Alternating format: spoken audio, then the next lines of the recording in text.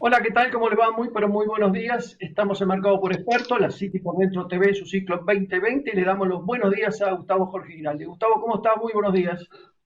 ¿Cómo te va, Carlos? Buenos días a todos. Bueno, nueva edición de La City por Dentro, Mercado por Experto, y una invitada de lujo que quisiera aprovecharlo al máximo. ¿Qué te parece, Carlito? Ya tenemos a la Sin doctora duda. Diana Mondino con nosotros. Es economista, profesora de finanzas de la Universidad UCEMA. Así que, buenos días, Diana. Bienvenida. Gracias, Carlos. Gracias, Gustavo, por la invitación. ¿Cómo están? Muy bien, Muy por bien, por suerte. suerte.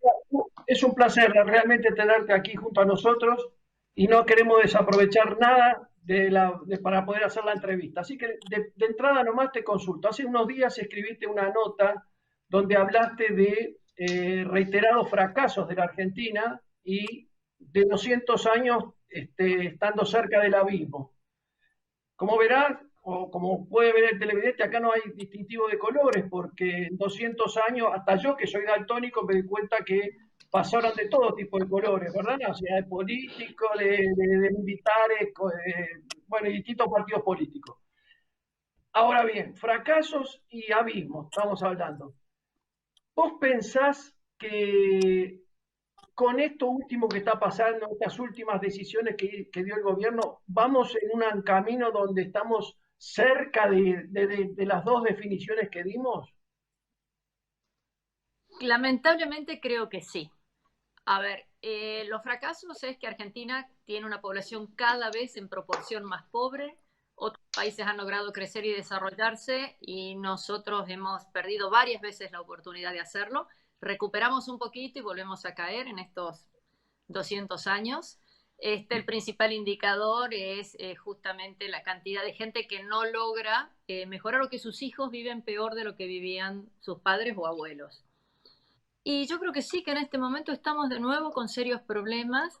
El no pago de la deuda es un verdadero problema, pero no solo para el gobierno, es un problema para todos los argentinos, que vamos a tener que pagarla de todas maneras más adelante, pero que mientras tanto no tenemos acceso al crédito. Tenemos otra serie de medidas que nos llevan también a dificultades para poder crecer, digamos, todas las normativas que antes de la pandemia ya se venían tomando, en donde se hace difícil generar ningún tipo de esperanza o de optimismo para invertir. Si una pyme crece, la ahogan con impuestos. Si una persona quiere crear una empresa, es cada día más difícil. Si una persona quiere cambiar de trabajo, corre el riesgo de perder algunos derechos como los días de vacaciones o la indemnización. Si alguien quiere mudarse, tiene que pagar una fortuna en distintos tipos de costos. Si alguien quiere comprar una casa, es más lo que cobra el escribano o la inmobiliaria o los impuestos que lo que tiene que pagar de inicial. O sea, hay un montón de cosas que a todos nos afectan, que se generan cada vez que tenemos alguno de estos déficits enormes, déficits gigantescos de gasto que se financian con deuda, que nos llevan a esta situación. Así que yo volvería para atrás, para atrás, para atrás, y cada vez que hemos tenido un déficit grande, terminamos en esta situación. Bien, ¿cómo puede ser cómo nos ve en el mundo, ya que estamos en un momento crítico, ¿no? Porque en definitiva la situación cercana o la definición en estos próximos días de la posibilidad de un default, más algunas tomas de decisiones que forman el gobierno en este momento, que son bastante complicadas, o por lo menos la parte más difícil, ¿no? Superando o por lo menos transitando el tema de la pandemia, nos encontramos con problemas económicos que a veces no lo estamos buscando, pero nos encontramos en el camino con situaciones como la TAM, desde ayer o antes de ayer, el tema de Vicentín, el default crónico que siempre tuvimos en la historia, como vos siempre mencionás, y obviamente que los ingresos del exterior no vienen en virtud de algunas dificultades genéricas del mundo y lo que nosotros tenemos. ¿Cómo ves la realidad que nos toca vivir en este momento? Creo que todo se puede resumir en una falta de flexibilidad. Pongo los dos ejemplos que mencionaste recién. La TAM, todas las aerolíneas en todas partes del mundo están en dificultades. Sí, La TAM ofrece modificar un poco sus esquemas de compensación, ya que tiene prohibido volar en el interior por esta cuestión de la protección contra la pandemia, y no tiene ninguna flexibilidad al respecto. Es decir, el gobierno te dice, te prohíbo hacer esto, pero te obligo a hacer aquello otro. A muchísimas empresas le pasa lo mismo. La zapatería de la vuelta también tiene que seguir pagando el alquiler, tiene que seguir pagando a sus empleados, pero no puede abrir para vender. O sea, no es un caso único. Entonces, esa falta de flexibilidad, que no haya capacidad de comprender cómo debemos flexibilizar la economía para adaptarse a las distintas situaciones, es un problema. Digamos, otros países del mundo han, por ejemplo, bajado impuestos, o ninguna de estas medidas es simpática, pero tal vez bajando salarios a algunos, digamos, cargos altos en los empleos públicos. Aquí lo que ocurre es que se mantienen ciertas actividades a full y otras pasan a tener verdaderos problemas. La TAM es un ejemplo, todo lo que está pasando con espectáculos, cines, teatros, restaurantes, hoteles, es algo similar.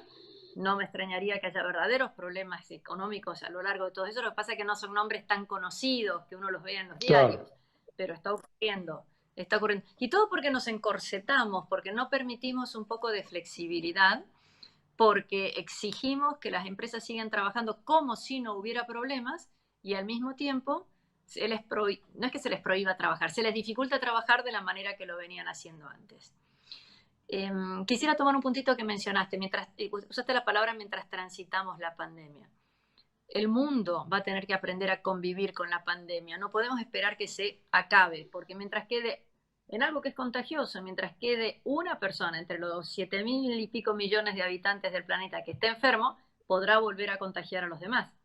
Entonces, pretender que haya 0 casos para liberar la economía, me parece que es una utopía. Por supuesto que todo nos gustaría, obvio que nos gustaría. Sí, claro. Pero me parece que desde el punto de vista sanitario sería extremadamente difícil de lograr, y mientras has tenido un costo económico tan alto que también afecta a la sanidad, porque más de uno debe tener taquicardia o un infarto o no sé, miles de problemas por no poder atenderse como estaba o por problemas económicos.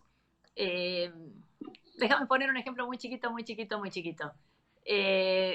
Dentro de poco uno de mis hijos está esperando un bebé. Como está hoy la normativa, yo no puedo ir a conocer a mi nietito. De verdad. ¿Es grave? No. ¿Se puede estar sin conocer? Sí, si viviera en Singapur no lo conocería, pero es necesario semejante nivel de transacción. Y pongo ese ejemplo deliberadamente porque sé que hay otros periodistas que han sido muy criticados por usar ese mismo ejemplo, ¿verdad? Pero si te querés comprar un par de zapatos o ir al kiosco, pues tampoco se puede. Entonces, hay que tener límite en cuánto se cercenan esas libertades.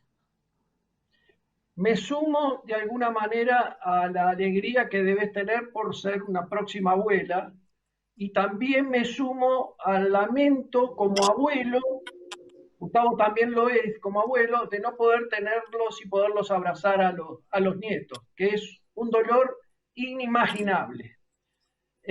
Bueno, pero volviendo a la realidad de nuestro país, una de las cosas que más nos falta a los argentinos, al país, son dólares, sin duda ninguna. Y la exportación, digamos, es una base para conseguirlos. Ahora, son tantas las trabas que tiene la exportación o que le genera el gobierno a la exportación, con impuestos, con retenciones, con un tipo de cambio que vos me vas a explicar qué significa este tipo de cambio, que al final el exportador no sé a cuánto termina liquidando, que en definitiva los dólares no terminan de llegar y seguimos padeciendo los mismos problemas. Mira, Argentina tiene 4 sectores que podrían ser motores de la economía, cada uno de ellos individualmente. Los 4 pueden estar orientados al exterior: energía, turismo, lo que se llama industria del conocimiento, lo que es todo agronegocios. Energía es la posibilidad que tendríamos de estar exportando energía, mientras que corremos el riesgo de que si se siguen poniendo precios máximos y tarifas, que es cierto, ayudan al ciudadano, pero le complican la vida a la empresa, pronto pasemos a tener problemas. En lo que es la industria del turismo, eso sí es la pandemia, no hay mucho que se pueda hacer, pero digamos los flujos de gente que iban y venían por ahora están muy limitados, mucho más limitados en Argentina que en otros países porque directamente no hay vuelos. En otros países es solamente los vuelos esenciales, no hay demasiado turismo para pasear. La ley del conocimiento favorecía a todas las empresas que están realizando exportaciones en base a pura capacidad creativa. Normalmente se piensa en la gente que hace software, pero pensemos en los que desarrollan semillas, en los que hacen vacunas. Hay una gente, digamos, que se conoce, hacen unos temas para esterilizar que son extremadamente importantes. En Tucumán hay alguien que hace unos fitosanitarios sintéticos con unos extractos de algunos insectos, de algunas cosas rarísimas.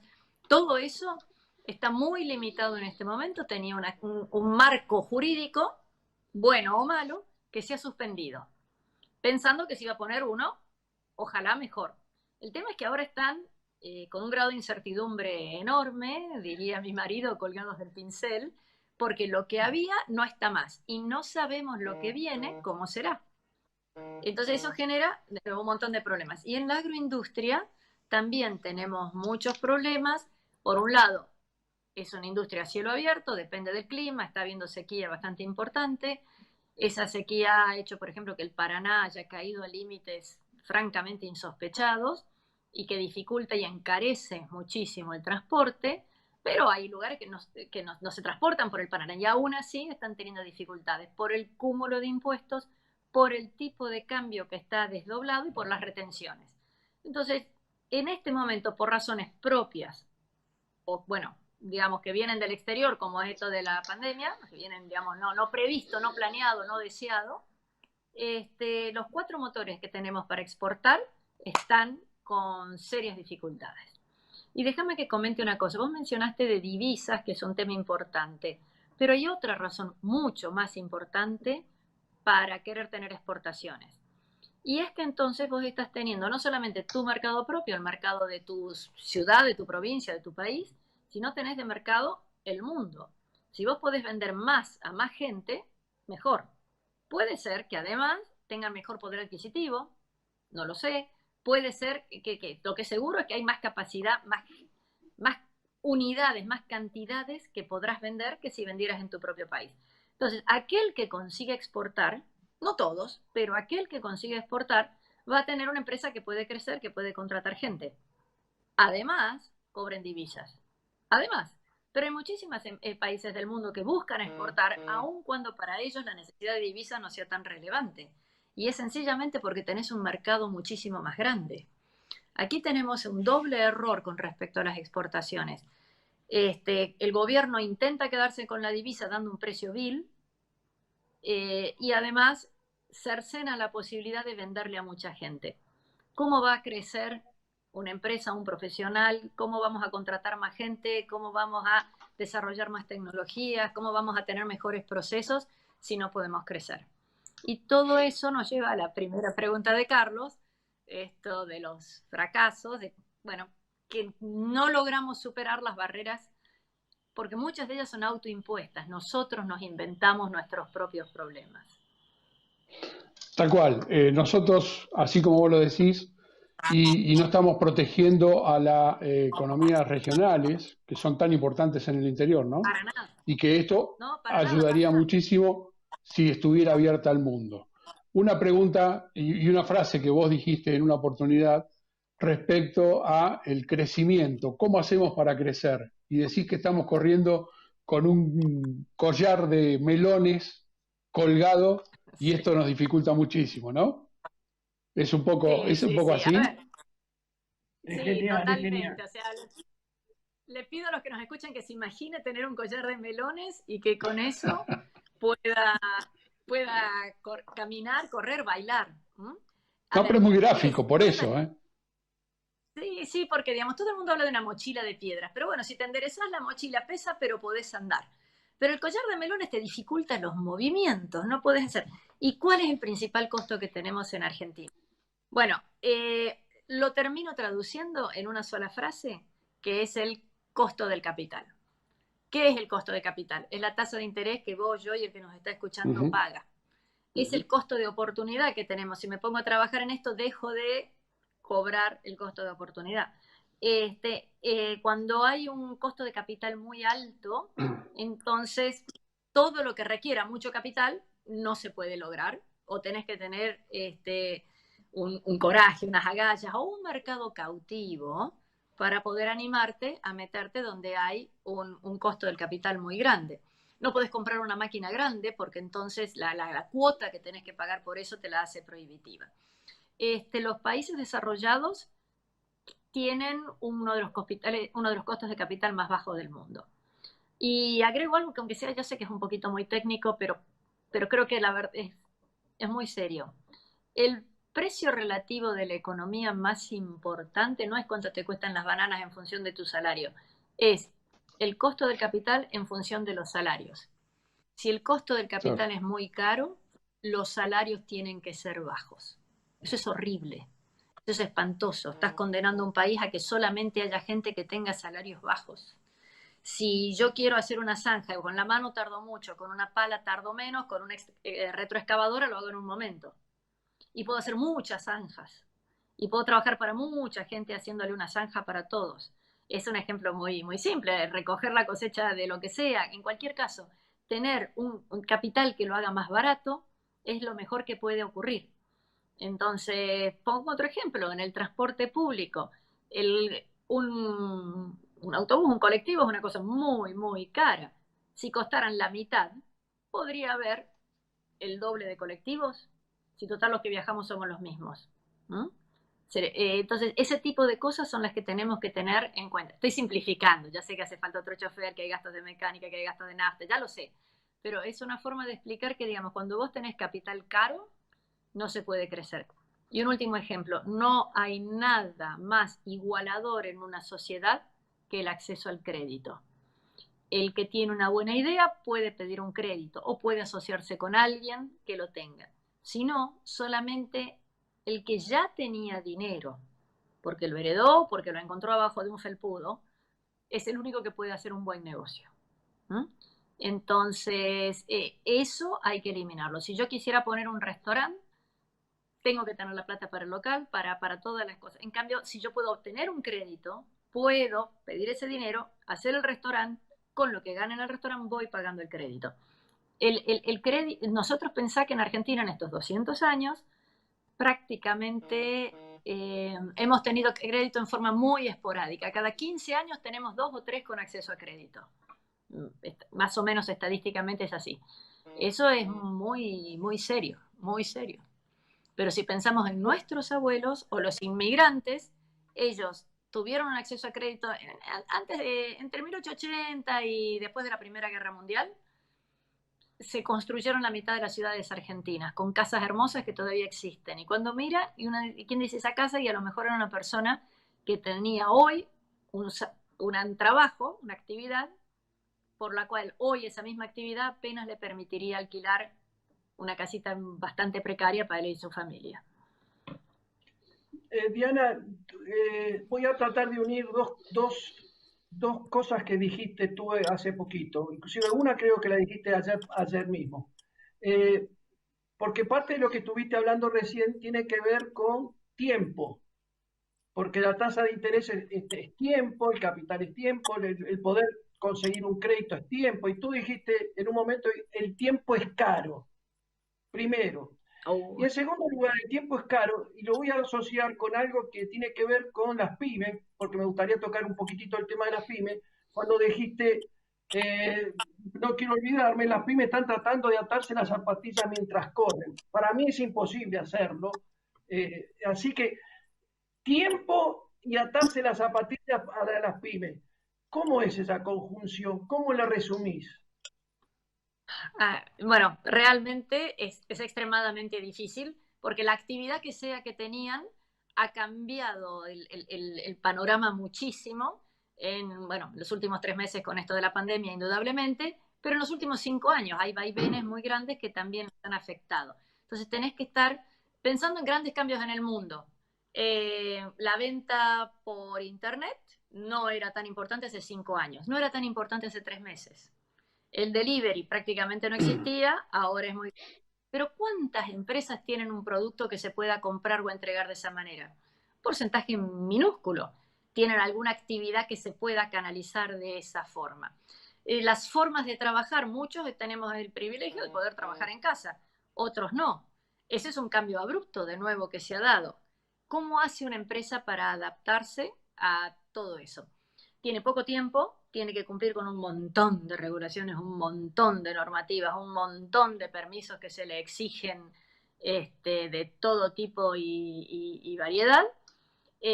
A ver, en donde yo vivo está regulado el tamaño que tienen que tener los toldos sobre la vereda. Está bien, si vos me lo decís que es para unidad y para que quede más bonito, etcétera, y el que tenía un toldo el día que lo tenga viejo recién lo cambie, pero no. O sea, de un día para otro, mañana todos los toldos son iguales. Ese tipo de cosas hace que la empresa esté gastando dinero, gastando tiempo, gastando esfuerzo en entender esa nueva norma, si lo afecta, si no lo afecta, cuánto le cuesta, por qué a mí sí, al de enfrente no. Eso es extremadamente difícil. Sumémosle el tema de la pandemia, que ha sido muy grave, que las normas se han ido flexibilizando en parte para algunas industrias sí, para otras no, en unas ciudades o provincias sí, en otras no. Entonces, el empresario no da abasto, el costo del capital es muy alto, no sabe por cuánto tiempo tiene que adaptarse a esta nueva situación, no sabe si vale la pena invertir.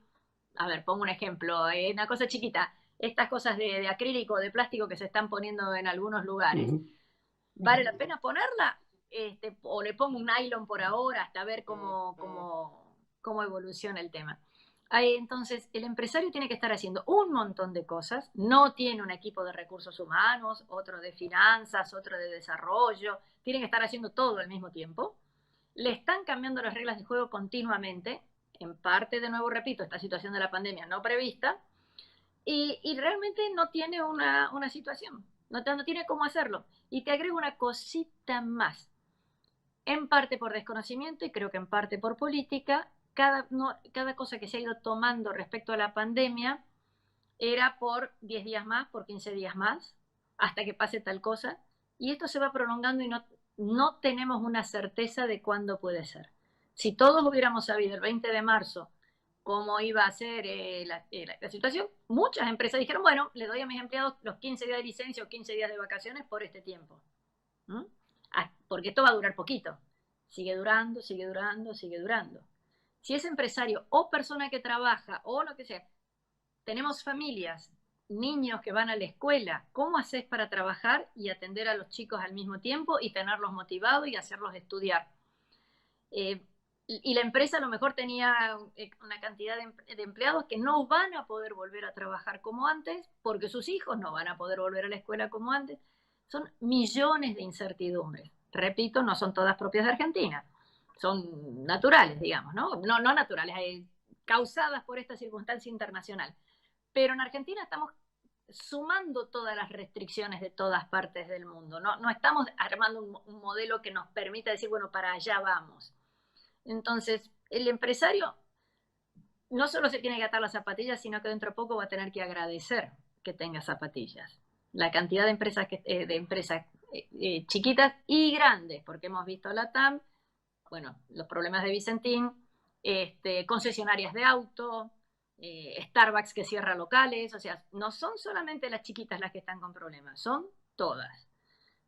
Eso es algo que no da la sensación que el gobierno actual, la sociedad en su conjunto, no quiero hablar del gobierno, la sociedad en su conjunto está entendiendo que eso es un problema. Y ya que te gustan las frases, te agrego una: sin empresas no hay trabajadores. ¿A quién tenemos que defender? Y eso nos está faltando, no hay una convicción de hacia dónde ir.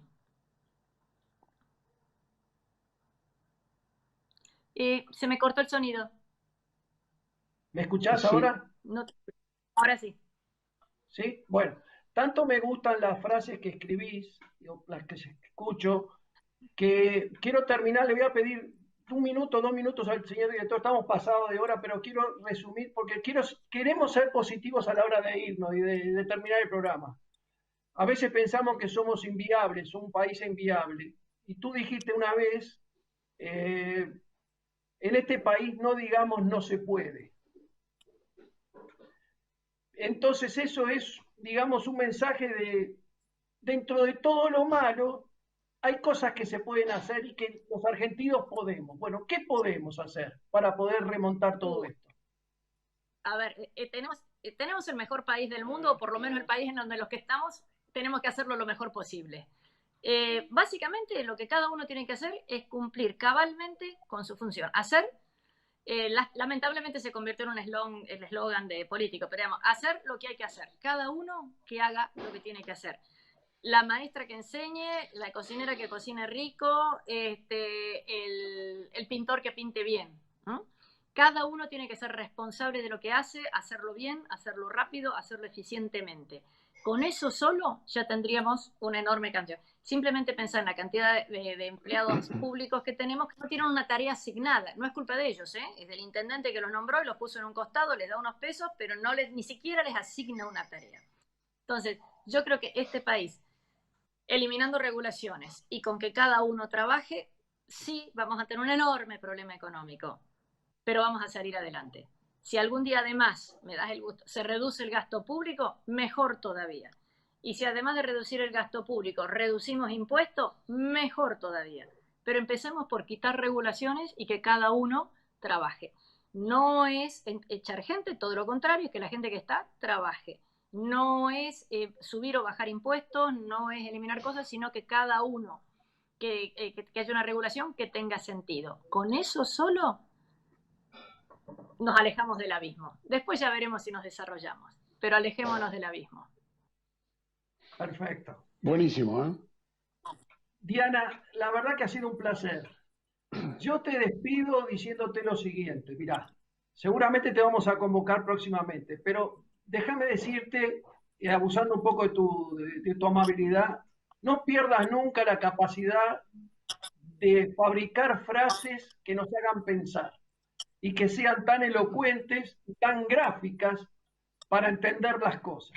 La verdad que es una de las cuestiones que más hacen fácil y agradable la lectura de tus artículos. Imperdibles. Bueno. De mi parte, muchísimas gracias y te mando un beso grande y nos estamos viendo si Dios quiere pronto. Gracias a los dos y todo el mundo a trabajar. A trabajar. Gracias, Diana, ¿eh? Muy amable de tu parte. Así que, bueno, seguramente te vamos a estar convocando, como dijo Carlos. Gracias por todo, entonces. Nos estamos viendo. A trabajar. Gracias. Gracias. Bueno, Carlito, un lujo esto.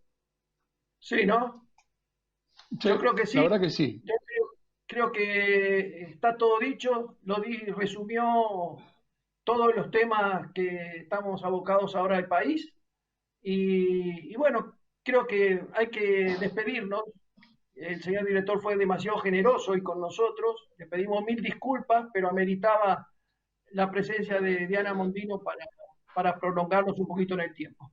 De mi parte, mandarle un saludo grande a todos y nos reencontramos el próximo viernes, si Dios quiere, con mucho más la City por dentro. Te dejo a ti si querés hacer algún tipo de final con alguna cosa, Norma, o algo que haya salido últimamente, y si no, nos despedimos definitivamente.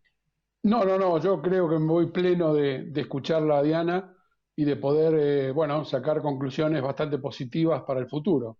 Ojalá que esto sea superable rápido y, encontrar lo mejor posible y trabajar, como dijo Diana. Así que, nos vemos el viernes que viene, Carlos. Gracias a todos. Sí, gracias, señor director. Hasta la próxima. Chao.